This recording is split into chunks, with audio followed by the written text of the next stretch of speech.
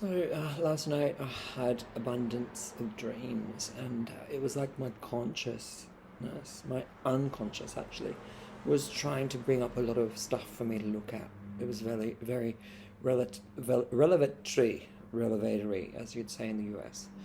Um, I think it's the altered state from all the jet lag and a little bit of melatonin, which I haven't taken in a few weeks. But it's still, in some ways, was deeply shocking because it's the dark stuff, right? But unless we bring that dark stuff to light, we can't really move in life. We can't heal, and so on. So, amongst other things, like a friend is going through a really hard time, and I really do relate to the issues that they're facing because I've gone through some of them, most of them myself. Um, but I want to keep that friend safe, and I also want to keep myself safe. So, one of the dreams I had was that we were both very confused, and it was pretty dire. I don't need to go into details because I don't want to create, any triggers for anyone. Another dream was me somehow texting my auntie, who for some reason decided to comment on an open access post of mine.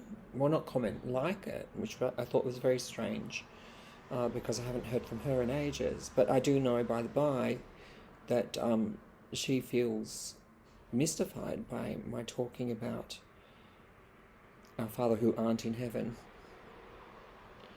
and also making him monstrous or something like that.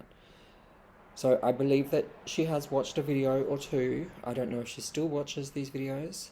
I don't know if this like of a comment was an attempt to reach out, but in the dream she was kind of asking me, or even taking me to task for my quote-unquote claims about our Father who aren't in heaven.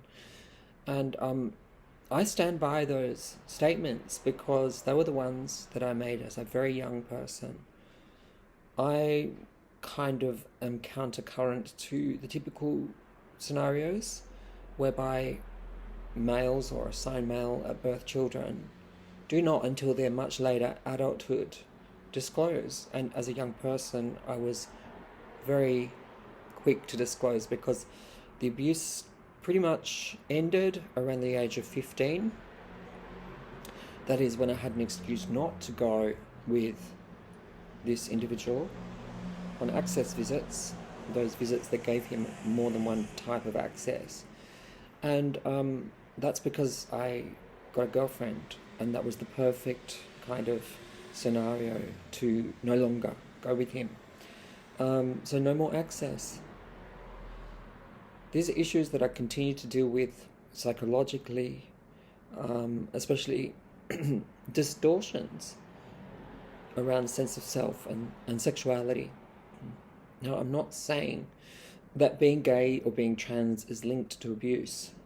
Indeed, quite a lot of trans and gay identified individuals do not have this as part of their story, although I have to say a lot of us do.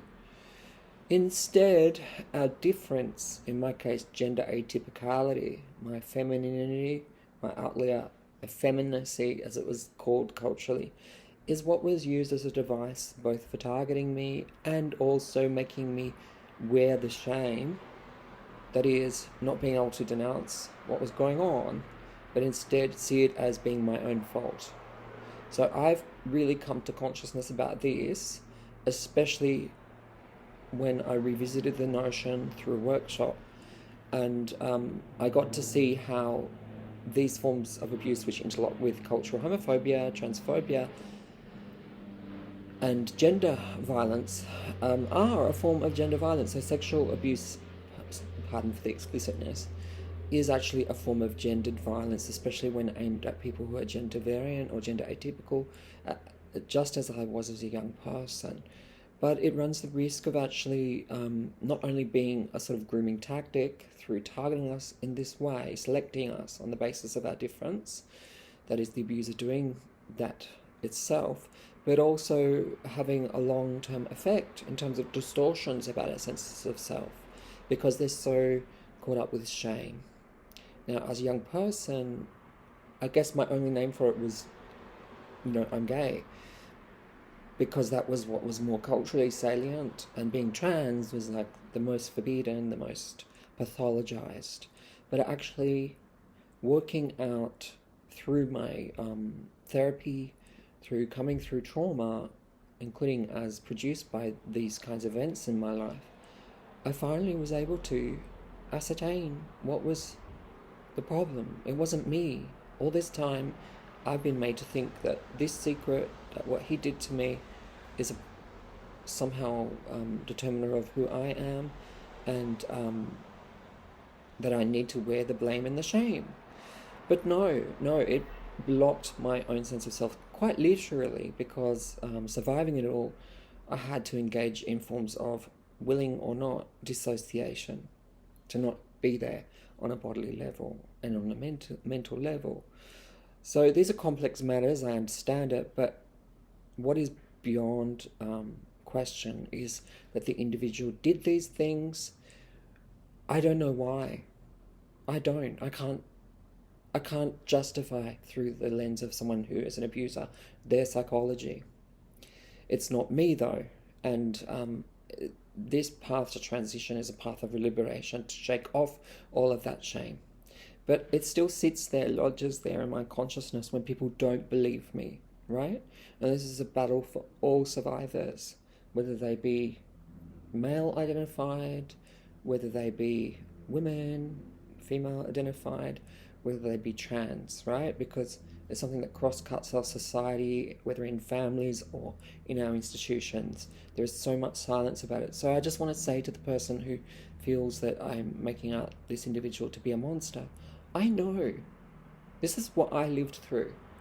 And I also know what my sense of self is, having been restored as a result of, I have to say, many years of therapy, because I disclosed as a young person. I didn't get the reception I thought I would. People weren't ready for it. And I was perceived as being very angry, and rightfully so. But even now, after all these years, accounts need to be settled. Truths need to be said. And the person that's best at being able to position that is the person with lived experience, right? That's why I'm a peer support worker now. This is my way of giving back, but also finding justice for myself and for other survivors where possible, pointing them the way. So I actually have a consultation with a legal firm to make a civil case out, because I can't use the National Redress Scheme because it didn't happen in institutions, like public institutions like schools or churches, although it does happen, especially for those assigned male at birth in those contexts. No, instead it happened in the context of my own family environment, blinded and complicated as it was by really intense domestic violence. So these are intermeshing issues. People don't want us to talk out about them. People don't want us to talk about the violence that continues against women. But these are the things that motivate me, because we cannot continue to silence them. We cannot continue not to look at this and how it runs in families, right? So it's not just me either. And I will allow other people to speak about their stories if they're ready and willing and able. But the spaces in our culture that tell us that this is personal, that this is the past, that this should be shut down, they're the things that allow it to continue, not just in my life, in the life of many others. And I've understood this because sort of transgenerationally, I have found evidence of this also occurring in the lives of, for example, seniors in my extended family, or even, people closer. So while I cannot speak on their behalf, and to do so would be to sort of not give them this chance to speak, I will say that at least reasons for leaving, for example, in an entire country for a certain relative, were promoted or prompted by their experience of exactly what I went through. So my leaving Perth for Melbourne, propelled by that, and also not being properly embraced or believed, not being advocated for, was to try to find resources and to get away from that context of both historic domestic violence, family violence, and abuse. And I see that in the life of this other relative who I can account for their story through certain kinds of letters and also through information imparted to me by surviving relatives who themselves can feel uncomfortable in talking about these things. But to me, it's really illuminating. It helps me to understand how this happens transgenerationally, especially with the silences in families. So my unconscious was throwing this stuff up to me again. Now, it's not easy. So if you're that person who just feels that I'm painting someone as a monster, I want you to understand, see it from my point of view. If you want to reach out, that's completely legitimate. But please, you have to listen to people who survive such circumstances. They are not lying, they're not telling untruths. The people who do lie and tell untruths are the people who abuse. And there's ample evidence of that in this individual's life. Does that mean I condemn them completely? No. Does it mean that there's a lack of justice on my side? Yes. Because there was no response as a young person. It does matter, because past injustices that are not addressed rear their head again.